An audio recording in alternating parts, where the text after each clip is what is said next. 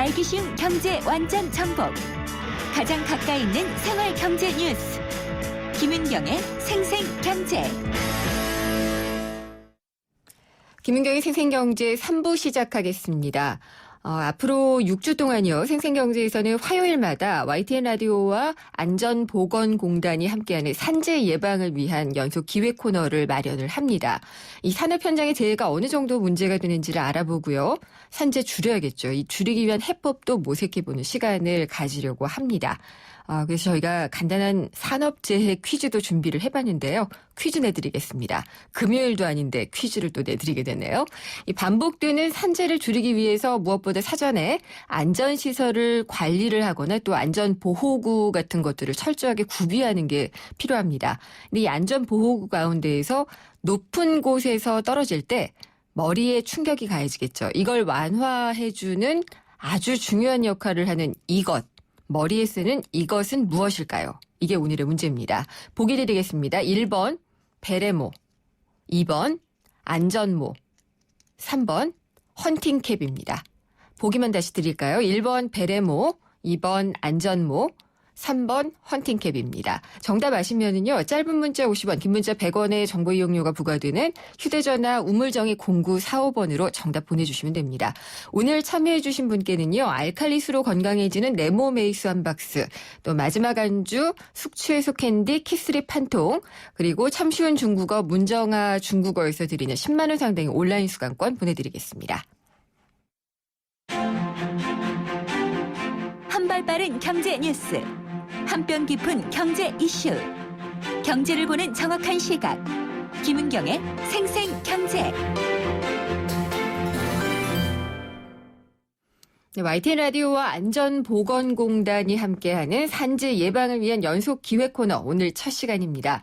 일터 안전, 작업 전 안전 점검이 중요하다. 이거는 제가 발음하기도 어렵습니다만 정말 중요합니다. 안전 점검 얘기 나눠보려고 합니다. 먼저 함께해 주실 분 모시겠습니다. 안전보건공단 서울지역본부의 이충호 본부장님 나오셨습니다. 안녕하십니까? 예, 안녕하세요. 네, 일터 안전, 작업 전에 안전 점검이 중요하다. 진짜 그렇죠. 예, 맞습니다. 네. 가장 중요한 항목입니다. 근데 이게 사실 우리가 안전불감증이라는 말로 이걸 잘 인식하고 있지 못한 점들을 많이 얘기를 하고 있잖아요. 그래서 산업재해가 일단은 얼마나 일어나고 있는지부터 좀 파악을 해보고 얘기를 들어가 보면 좋을 것 같아요. 예, 우리나라 일터에서 보통 1년에 재해로 인해서 다치는 사람이 약 9만 명 정도가 됩니다. 최근 10년간. 많은데요? 예, 최근 10년간 거의 줄지 않고 있는데 이 중에서 2천여 명은 사실은 또 생명을 잃습니다. 예. 근데 이것이 일일로 따져보면 하루에 250명 정도가 부상을 당하는 거고 5명 정도의 근로자가 생명을 잃는 결과가 됩니다. 그렇게 되니까 더 크게 느껴지는데요. 예, 맞습니다. 예. 조금 더 확대해서 보면 우리나라 산업재해 통계가 잡히기 시작한 건 64년도부터인데 네. 이때부터 지금까지 산업재해를 입은 사람을 다 합치면 450만 명. 부산 인구보다 많죠. 오, 그렇군요. 그러니까 예, 상당한 현재 그 인명 손실이 있고 네. 이로 인한 경제적인 손실도 매년 약 17조 원 정도가 넘고 있습니다. 그렇죠. 뭐 치료를 한다든지 복구를 예, 한다든지. 보상비, 예. 굉장히 좀 많다는 생각이 드네요. 제가 알고 있던 것보다는. 네, 산업 현장에서 사고다라고 하면은 뭐 어떤 것들이 있을까요? 일단 뭐 가스가 노출된다 이런 거 좀 많이 듣는 것 같고요. 건물이 붕괴된다. 그러니까 뭐 짓다가 붕괴되는 경우도 있고 그렇죠. 뉴스를 통해서 많이 접하시는 일반적인 이제 사고가 그런 것들이고요. 근데 조금 더 이게 분류를 해보면 이제 제조업 사업장이 있고 네. 건설 현장이 있고 서비스 업종이 있을 수 있는데 제조업 같은 경우는 대부분 이제 기계 장치를 사용해서 이제 작업을 하게 되는데 그러다 보니까 작업자의 손이나 발이나 이런 신체 일부가 이제 기계 끼이는 끼임제.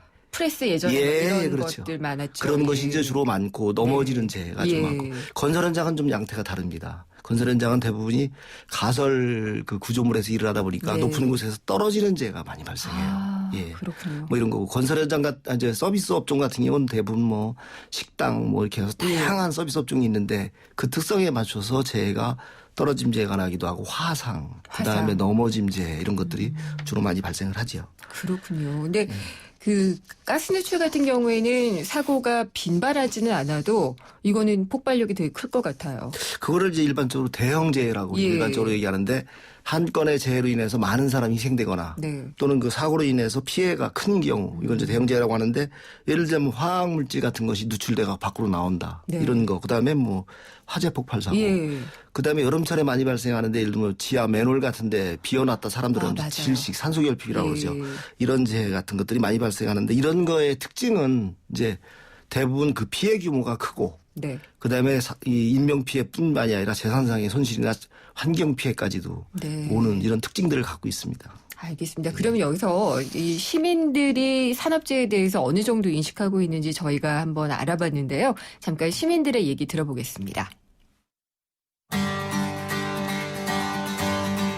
아직까지도 안전벨트 안 하는 사람 많거든요. 아직까지도 그런 안전불감증은 후진국에 가깝다고 봐요. 사고가 났을 때 우리나라의 뒤처리가 마음에 안 들어서 악순환이라고 생각을 하거든요. 예방하는 게 더 중요한 게 아닐까. 그러니까 가장 중요한 거는 안전수칙만 잘 이행해도 사고가 절반은 줄어들지 않을까요? 아무래도 우리나라 사람들 제일 문제점이 빨리빨리 그런 안전교육이라든지 이런 거에 안전장구 이런 거에 소홀한 거. 제조업체에서 나기도 하고 건설 현장에서 나기도 하고 최근에 있었던 뭐 판교 거기에 이제 환풍기에 빠져가지고 거기에 산재가 인정되는 그래서 굉장히 문제가 심각하죠. 좀 총체적인 그런 안전 불감증 아직도 있지 않나 이런 생각이 듭니다.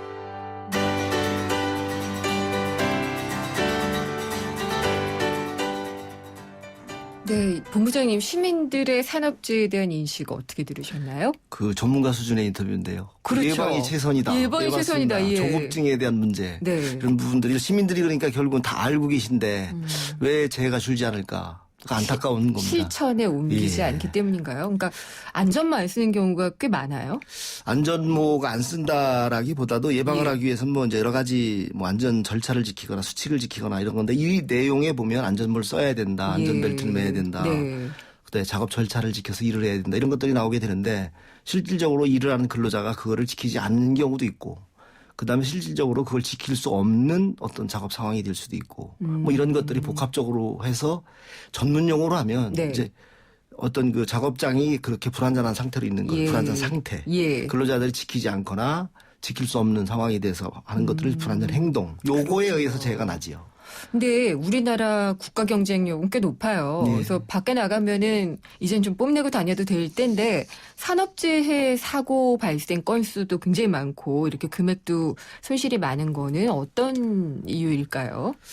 일단 우리나라가 이제 그 선진국에 비해서 아직은 이제 그 안전에 대한 수준이 못 따라가는 건데 조금 깊이 들여다보면 그 산업이 발달하고 기술이 발달하고 그다음에 경제가 수출 주도형으로 오는 과정에서 네. 안전이 다소 소외됐던 건 사실이에요. 빨리빨리군요. 예. 그 다이나믹한 어떤 그 경제 예. 구조에서 안전이 약간 뒤로 밀렸던. 근데 그게 지금에 와서 우리가 이제 먹고 살만하고 경제가 발전했는데도 불구하고 그런 영향들이 지금 안전 문화가 정착되거나 시민들의 의식이 바뀌거나 또는 경영자들이 사업을 하면서 좀 더 안전을 챙기는 네. 것들까지는 아직 못 가고 있는 거죠. 아직 경영자들은 그러면 안전에 대해서는 비용으로 생각하는 경우가 많은가요? 그렇죠. 그러니까 어. 엄격히 따지면 사실은 예방에 투자하는 돈이 예. 사고가 발생했을 때 지불되는 돈보다 훨씬 적게 들어갑니다. 그렇죠. 사고가 났을 때 비용이 훨씬 큰데도 불구하고 당장의 눈앞의 이익만을 생각해서 안전에 투자를 하는 걸 소홀히 하는 경영진들이 아직은 있다. 이런 것들이 이제 지금 재해가 많이 발생하는 원인으로 작용하기도 하죠. 그리고 이제 사고라는 게 다 그렇지만은 보면은 자칫 잘못하다. 설마 뭐 이랬을 경우에 순간적으로 일어나는 경우가 많이 있잖아요. 예. 그래서 이게 사실 어떻게 보면은 예방할 수 있는 그 어떤 가이드라인, 준칙만 잘 지키면은 설마 이런 거는 하지 않아도 될 것 같은데. 그러면 예. 이 사업장에서 일을 하는 분들에게 안전 수칙이라고 하는 거나 작업 절차는 교통신호등으로 보시면 됩니다. 아, 그렇죠. 파란 신호등이 들어왔는데 길을 건넌다라고 하는 것은 결국은 작업 절차를 한 단계를 빼먹거나 지키지 않고 작업하는 네. 결과. 그런데 그로 인해서 이제 손이 잘리고 어떤 이제 사고가 나게 되는데 안전수칙이나 작업 절차는 반드시 지켜야 되는 교통신호등과 똑같습니다. 네. 이런 것들이 지켜지게 하기 위해서는 반드시 그 교육이 이루어져야 되고 그다음에 교육뿐이 아니고 네. 또 작업 전에 반드시 이런 것이 지켜지는지에 대한 지켜질 수 있는지에 대한 안전 점검이 이루어지고 하는 것들이 필요하죠. 좀 뭐 예를 들어서 설명을 한번 해주시면 어떨까요? 이 작은 부주의나 실수 때문에 이제 큰 대형 재해가 대형 산재가 났던 그런 경우. 그 잘 아시는 거 하나 설명드려볼게요. 2002년도에 그 구미 불산 사고. 아, 네. 그거로 인해서 5명의 근로자가 이제 목숨을 잃었고 인근의 농작물이 굉장히 그 황폐화되는 문제가 생겼고 네. 그다음에 뭐 많은 시민들이 병원까지 가는 사고가 났는데 그 사고의 원인을 보면 근로자 한 명이 밸브를 조작을 잘못해서 오. 오조작이라는 그래서 결국은 그 독성 물질이 밖으로 빠져나오면서 예. 생긴 문제였습니다. 숙련된 노동자가 아니었나요? 아니 이제 뭐 숙련도의 문제도 있지만 예. 그 밸브가 그렇게 쉽게 작동되지 않는 구조로 만들어졌었어야 되는데 이런 것이 안 됐고 작업자가 불안전 행동에 의해서 오조작을 했고 예. 그러면 또 사후에라도 이 작업자가 이 내산복과 같은 안전 장구를 네. 착용했더라면 목숨까지는 잃지 않았을 텐데 그 삼박자가 다 지켜지지 않아 사고는 이런 것들은 네. 건설 현장 같은 경우에 굉장히 많습니다. 그렇죠. 실질적으로 뭐 높은 데서 떨어지거나 이런 분들을 보면 뭐 일반적으로 개구부라 그러죠. 위에서 밑으로 이렇게 통할 네. 이 구멍 같은 것들이 예. 막혀지지 않은 상태 방치되거나 아, 작업 발판이나 난간 같은 거리 설치되지 않고 작업하거나 이럴 때 균형을 잃거나 약간의 그 저기 딴 생각을 하기는 떨어질 수 있는 이런 네. 것들이 이제 전부 사고의 원인으로 작용하죠. 근데 안전공단에 계시면은 아마 이런 것에 대해서는 이런 식으로 예방해야 된다는 예방 가이드라인은 굉장히 잘 준비가 돼 있을 것 같아요. 그렇죠?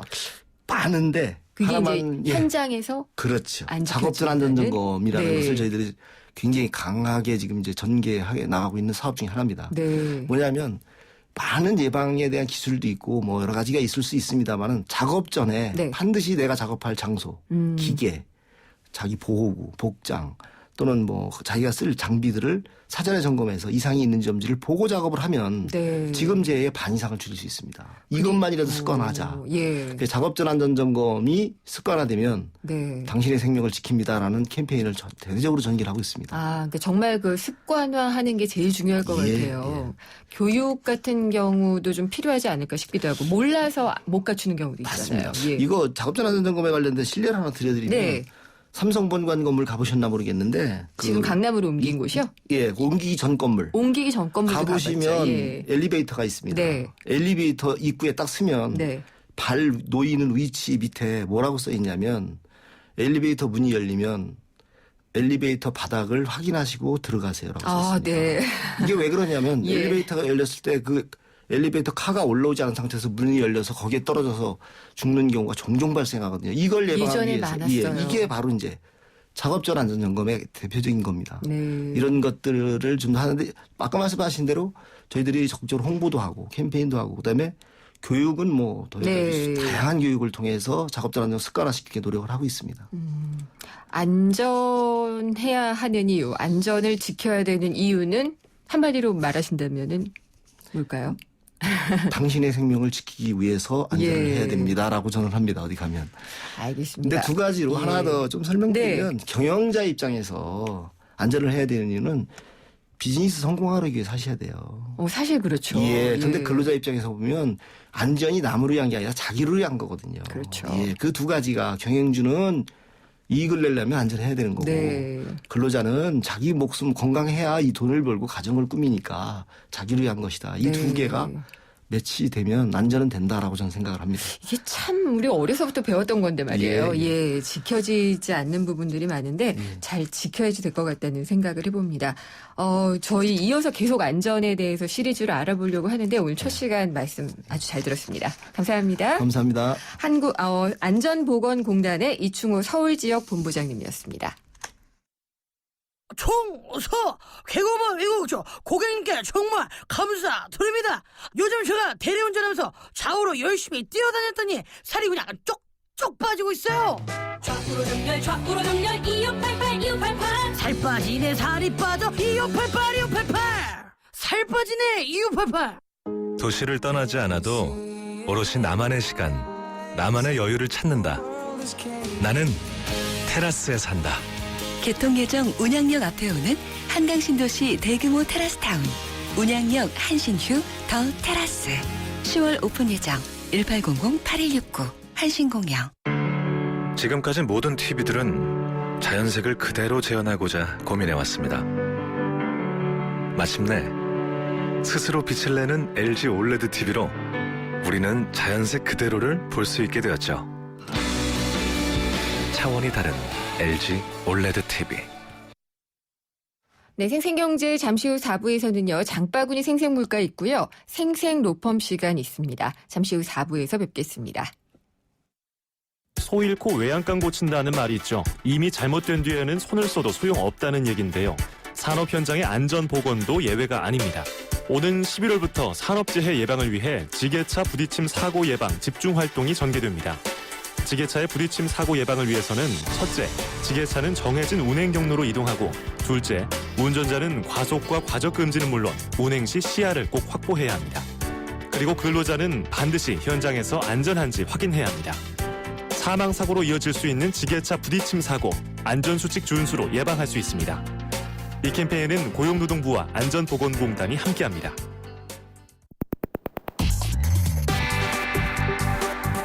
어려운 경제학은 가라. 귀에 쏙쏙 들어오는 김인경의 생생경제.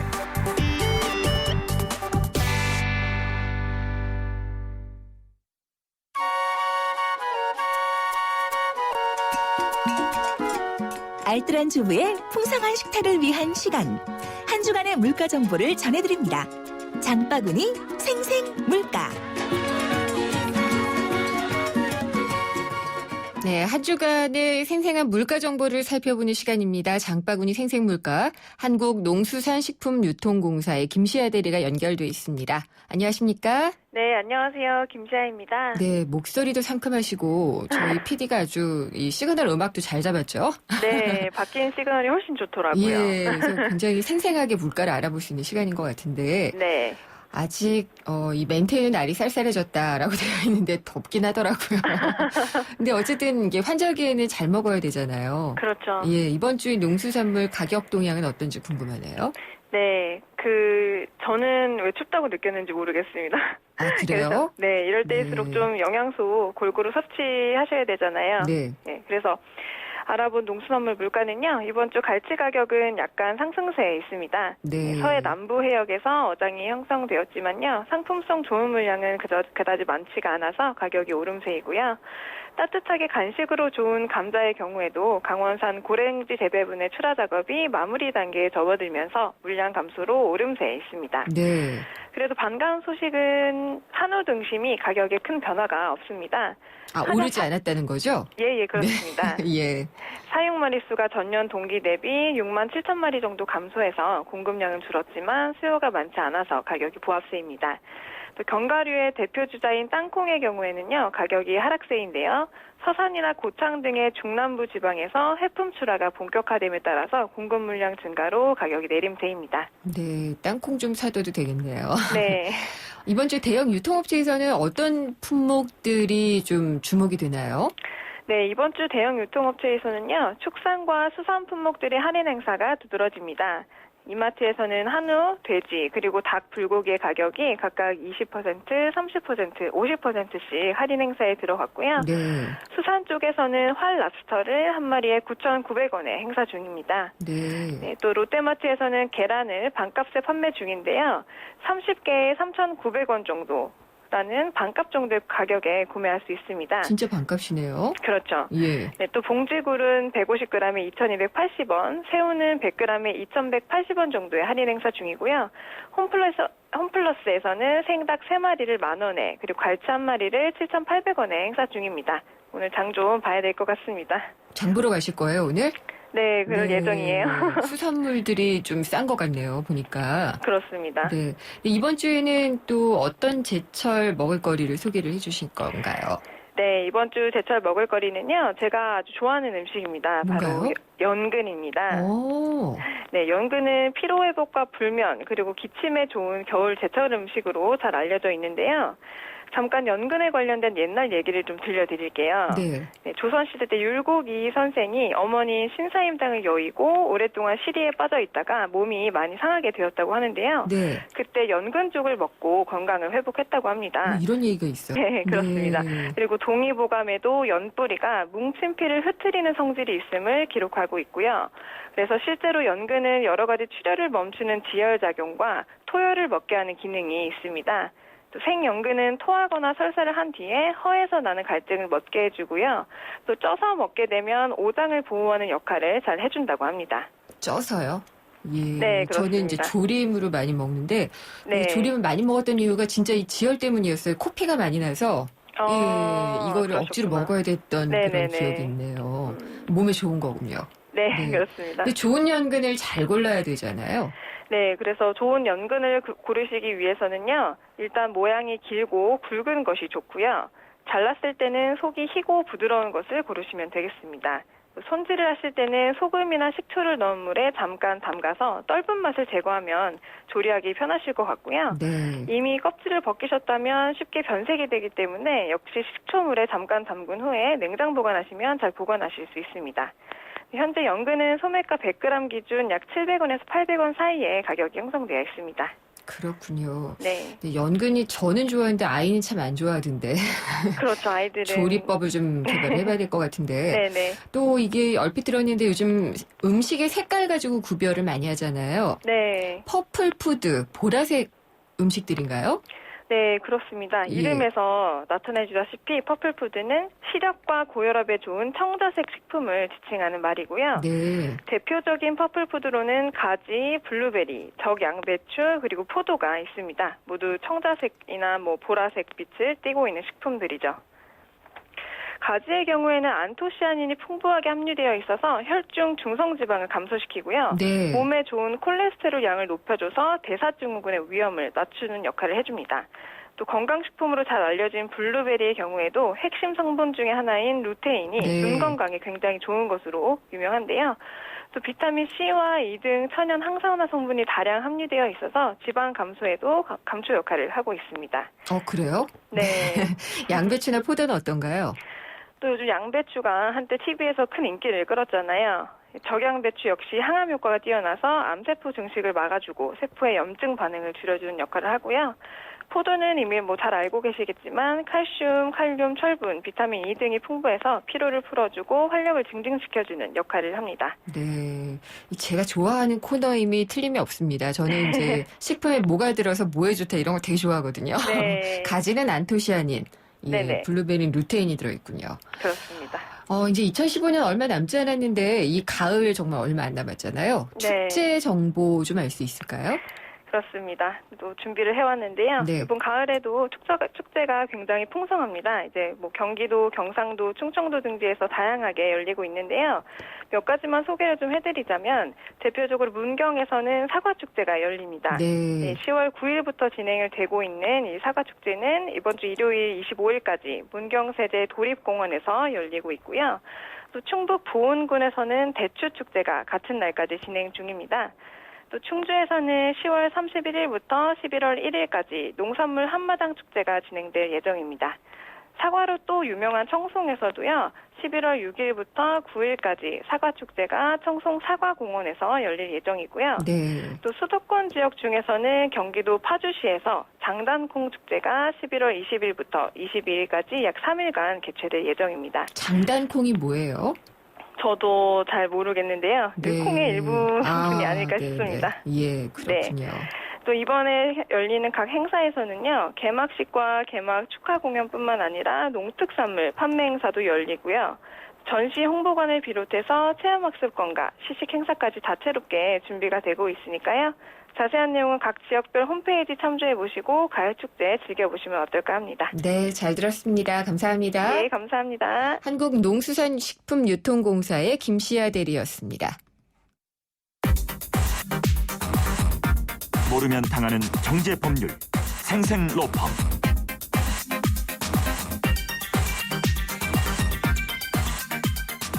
네, 생생로펌 시간입니다.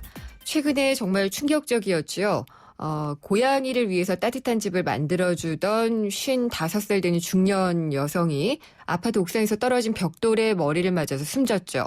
이게 그래서 보복 살인이다 얘기가 많았는데 알고 보니까 아파트 1층 쪽으로 옥상에서 벽돌을 낙하시킨 사람이 초등학교 4학년, 그러니까 우리 나이로 만 9세밖에 안 된다는 사실이었죠.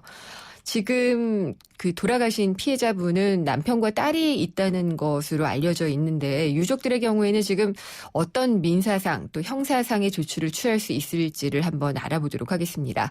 법무법인 조율의 신용진 변호사가 전화 연결돼 있습니다. 안녕하십니까? 네, 안녕하십니까? 네, 이른바 이 캣맘 사건에서요. 예. 결국 가해자는 벽돌을 떨어뜨린 아이가 됐잖아요.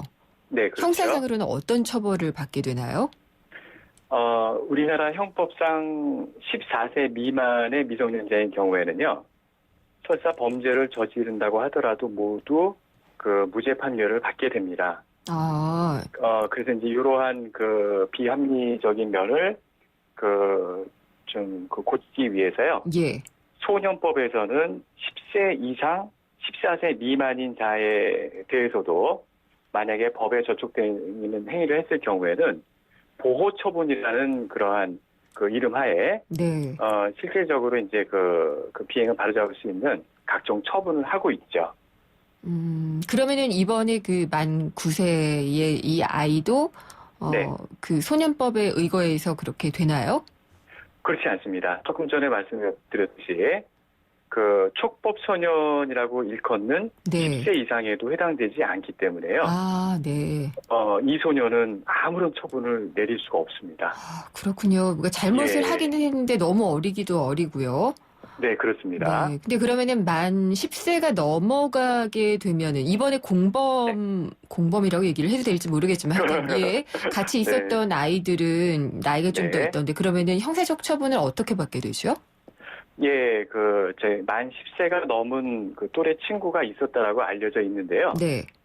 만약에 벽돌을 낙하한 행위를 만약에 같이 했고, 이 9살 되는 소년의 친구가, 그러니까 10살이 넘은 친구가 되겠죠. 네. 그 친구 중에서, 그 친구들이 예를 들어서 이제 뭐 아래쪽에 사람이 있는 것을 알고 벽돌을 같이 던졌다든지 아니면은 뭐 왔다 갔다 하지만은 어쨌든 맞아도 좋다라고 생각하고서 네. 던졌다든지 어쨌든 위험한 행위를 했다라는 게 수사의 결과 밝혀진다면요.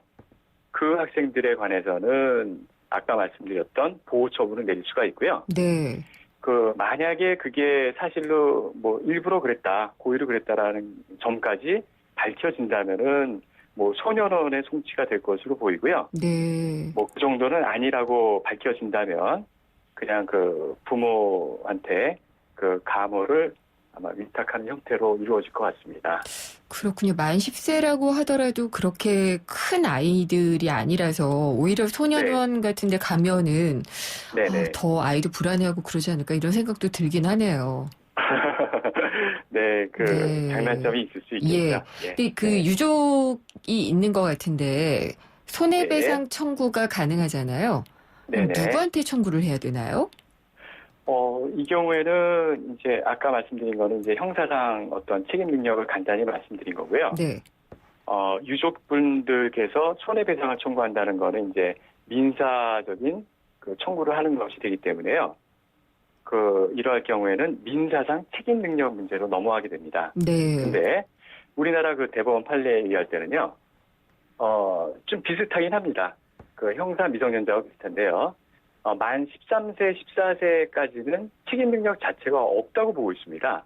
네. 예, 그렇기 때문에 캣맘 사건의 이 당사자 소년들한테는요, 소위 말해서 민법에 의해서 너가 불법 행위를 했으니까 손해배상을 해라라는 청구를 할 수가 없고요. 네.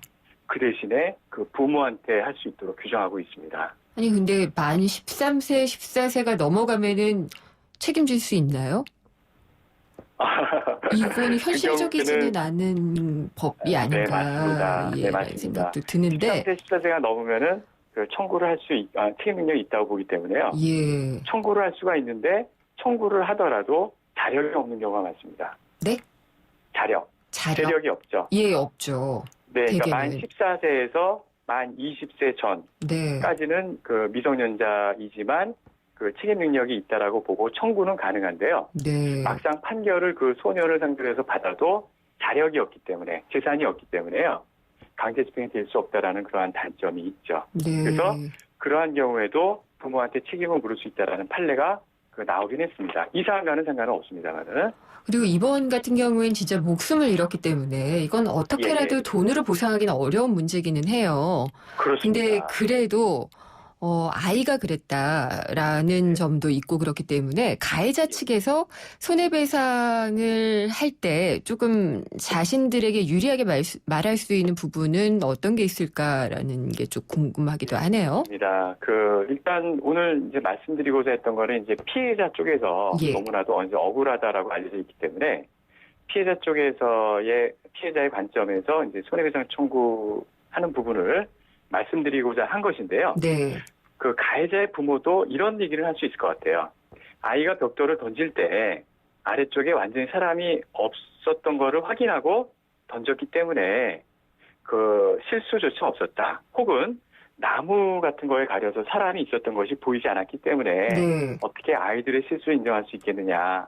그렇기 때문에 부모인 나도 손해배상을 해줄 수가 없다라고 혹시라도 주장할 여지는 있습니다. 근데 그렇게 되면 참 이게 법하고는 다르게 감정상으로 상당히 좀 문제 일어나지 않을까라는 생각이 들고요.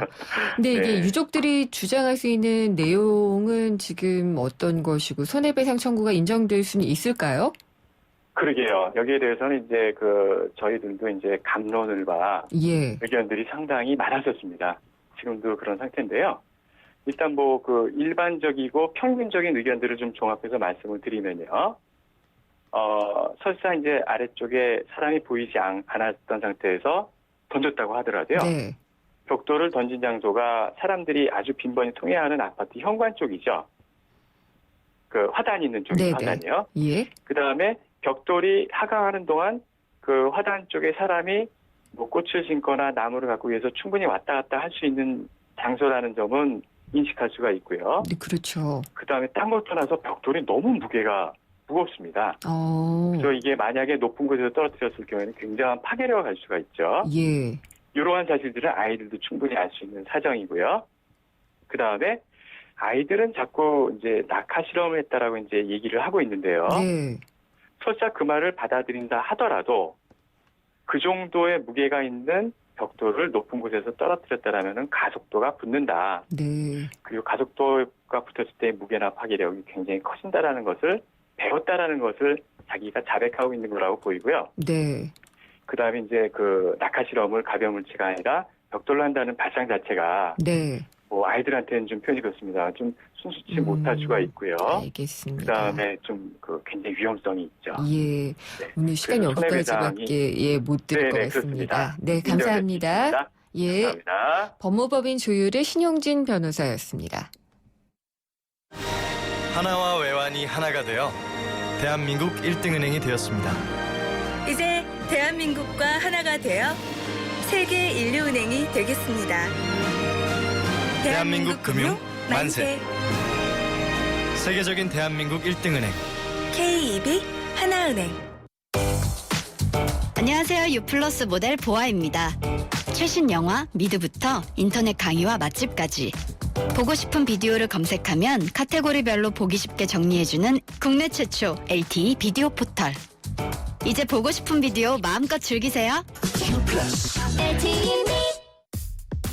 금융회사에게 묻습니다. 안정적인 수익에는 뭐가 제일 중요할까요? 어떻게 해야 제 연금을 잘 키울 수 있죠? 미래에셋증권이 답합니다. 글로벌 자산 배분하세요. 세액공제로 절세 효과까지 준비된 연금 전문가 미래에셋증권. 투자 손실에 유의하세요. 지금까지 모든 TV들은 자연색을 그대로 재현하고자 고민해왔습니다. 마침내 스스로 빛을 내는 LG 올레드 TV로 우리는 자연색 그대로를 볼 수 있게 되었죠. 차원이 다른 LG 올레드 TV.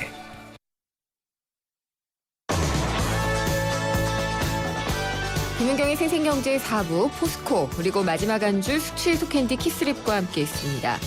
오늘 생생경제 퀴즈 내드렸고요. 선물 받으실 분 있습니다. 7716님의 한 분이고요. 1137님께는 알칼리수 에이수 한 박스를 선물로 보내드리겠습니다. 예, 정답은 2번 안전모였습니다. 오늘 준비한 순서는 여기까지고요. 홈페이지와 팟캐스트 또 앱을 통해서 다시 들으실 수 있습니다. 저는 내일 찾아뵙겠습니다. 김윤경이었습니다.